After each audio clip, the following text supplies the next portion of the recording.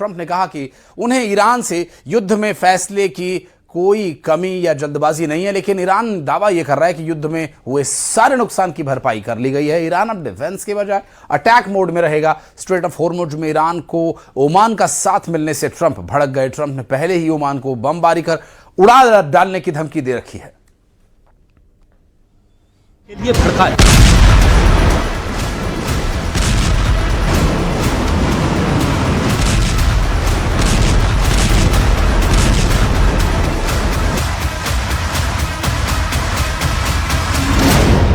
Oman ने Trump को हमले के लिए भड़काया।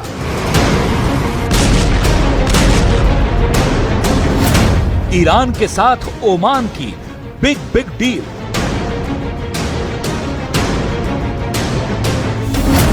हॉर्मुज़ पर ट्रंप के दावे फुस। Iran champion. जो नहीं देगा टोल उसे छोड़ेगा नहीं ईरान। ما هم در مسیر ورود در واقع کامل سمت ما هست و هم بخشی از مسیر خروج در آبهای سرزمین جمهوری اسلامی ایران در واقع ये युद्ध अब ट्रंप के बस का नहीं रहा, क्योंकि अब न उनकी धमकी से कोई डर रहा है, न ही उनके खौफनाक हथियारों का किसी को डर है। ईरान तो ईरान, ओमान जैसे देश ट्रंप को भाव देने के लिए तैयार नहीं है, जबकि ट्रंप ने कह रखा है कि अगर ओमान ने ईरान से दोस्ती की तो उसे बम से उड़ा डालेंगे। मगर ओमान ने हॉर्मुज़ पर ईरान की साइड ले ली है। ओमान ने ट्रंप की B-2 बम वर्षक वाली वार्निंग को नजरअंदाज कर दिया है। उधर ईरान ने पाकिस्तान के जनरल आसिम मुनीर की भारी बेइज्जती कर उन्हें बेरंग इस्लामाबाद का रिटर्न टिकट थमा दिया है। 24 घंटे के अंदर टूट गया डीलर मुनीर का ड्रीम। ईरान ने की बेइज्जती, गैम्बलर से नहीं होगी डील। मुनीर के फेल होने पर बौखलाए मिस्टर ट्रंप। ईरान ट्रंप से सीधे बात करने के लिए तैयार नहीं। जिन एजेंट को ट्रंप इस मिशन का जिम्मा दे रहे हैं, उन्हें ईरान गैम्बलर बताकर भगा दे रहा है। मतलब ये कि ईरान अपनी शर्तों पर सुपर पावर को कठपुतली बनाकर नचाना चाहता है, क्योंकि ट्रंप ने ईरान के तेल पर प्रतिबंध लगाकर उसकी हालत खराब कर दी है। US military has re-established a physical blockade of Iranian oil in the Gulf. Very little, possibly no tankers at all with Iranian oil have reached the global markets. And so it has been going on for 6 weeks. And as we know, oil is the lifeline of the Iranian economy. हालांकि Iran Trump को झटका देने वाले बयान से पीछे नहीं हट रहा। ईरानी सेना के प्रवक्ता मोहम्मद आकरा मीनिया ने दावा किया है कि अब उनकी सेना की ताकत डबल हो गई है।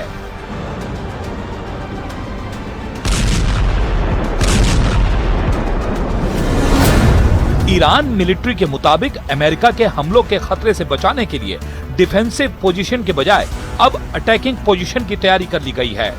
ईरान ने युद्ध के आखिरी दौर में कई प्रिएम्प्टिव ऑपरेशन किए और जॉर्डन में यूएस बेस पर ईरानी हमला यूएस हमलों के लिए एक असरदार रोकथाम थी। आकरा मीनिया ने दावा किया है कि अगर कोई अमेरिकी सैनिक ईरान में घुसता है और उसे पकड़ा जाता है तो उनकी सरकार उसे फाइनेंशियल इनाम देगी।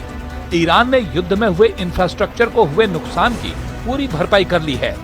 6 महीने से जारी युद्ध में अब ईरान नए मिलिट्री इक्विपमेंट से लैस है।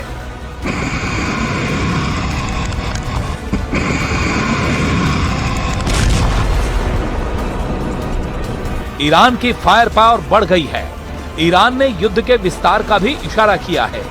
बहुत जल्द पेजेश्कियन और पुतिन की मीटिंग फाइनल होनी है, क्योंकि युद्ध के 6 महीने पूरे हो रहे हैं और ईरान अब वेट करने के मूड में नहीं है।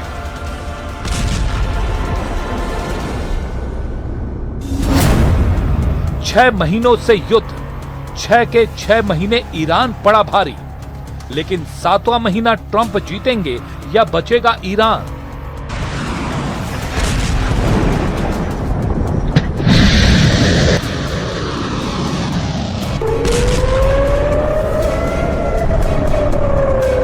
अमेरिका, इजराइल और ईरान की लड़ाई के 6 महीने हो रहे हैं। ट्रंप ने पूरा जोर लगा लिया। ट्रंप ने हर हथियार चला लिया। ट्रंप ने ईरान पर प्रतिबंधों की मिसाइल दाग दी। ट्रंप ने ईरान को नर्कलोक बनाने की धमकी दे रखी है।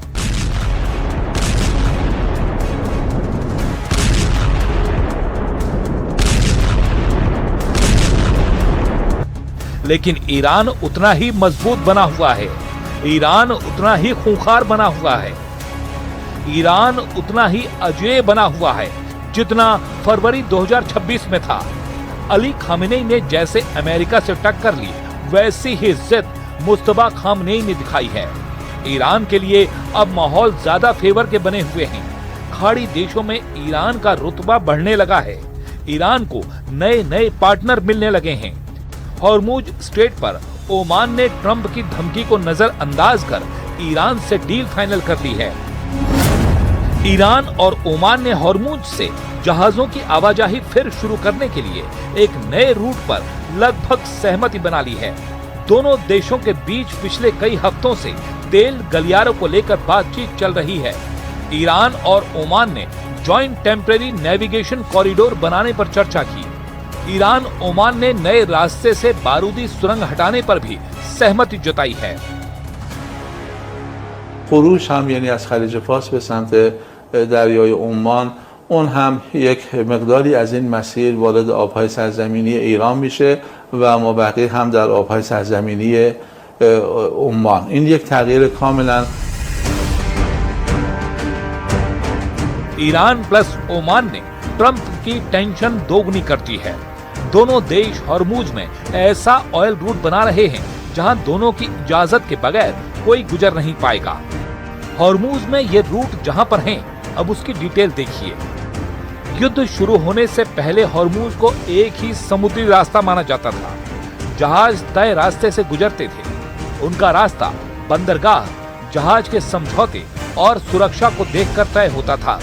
लेकिन अमेरिका और ईरान के बीच युद्ध भड़कने के बाद यहाँ दो अलग रास्तों की बात होने लगी। एक ईरानी रास्ता, ये हॉर्मुज के उत्तरी हिस्से में ईरान के तट के पास है। ये लारक और केश्म आइलैंड के करीब से गुजरता है। आगे ईरान के बंदरगाहों और तेल टर्मिनलों तक जाता है। दूसरा ओमानी रास्ता, ये हॉर्मुज के दक्षिणी हिस्से में ओमान के करीब है और ईरान के तट से दूर है। अमेरिका इसी रास्ते से जहाजों को गुजरने पर जोर देता है। अमेरिकी नौसेना की सुरक्षा में चलने वाले कई कमर्शियल जहाज भी इसी रास्ते का इस्तेमाल करते हैं। इन दोनों रूट पर ईरान ने ओमान के साथ मिलकर कंट्रोल कर लिया तो फिर ट्रंप के होश उड़ सकते हैं। که تا در واقع اگر این تفاهم با عمان اجرایی بشود باید به مدت 30 تا 60 روز با عمان مذاکرات بکنیم، از جمله اینکه مسیر دائمی و پایدار رو هم با هم تفاهم بکنیم که این رو جایگزین همون مسیر رو تقریبا 58 ساله بکنیم. ईरान ने ऐलान किया है कि हॉर्मुज में अब किसी भी सैन्य जहाज की एंट्री नहीं होने दी जाएगी। ओमान ईरान के इस फैसले के साथ है, लेकिन ट्रंप ने जो धमकी दे रखी है उसका क्या? क्या ओमान की जुर्रत का जवाब ट्रंप नहीं देंगे? सुन लीजिए ट्रंप की वो घोषणा जब उन्होंने ओमान को बमबारी कर बर्बाद कर डालने की चेतावनी दी थी। No, I don't think they behaved very well, but we'd handle them very easily, just like we do other things.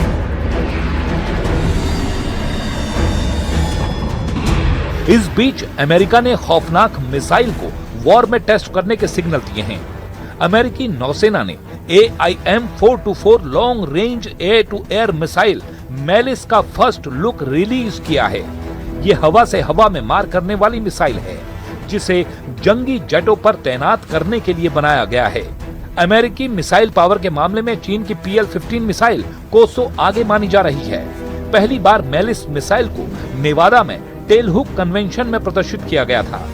AIM-424 malice missile 250 समुद्री मील यानी 463 किलोमीटर से ज्यादा दूरी के टारगेट को तबाह कर सकती है। इसे खास तौर पर घात लगाने के लिए डिजाइन किया गया है।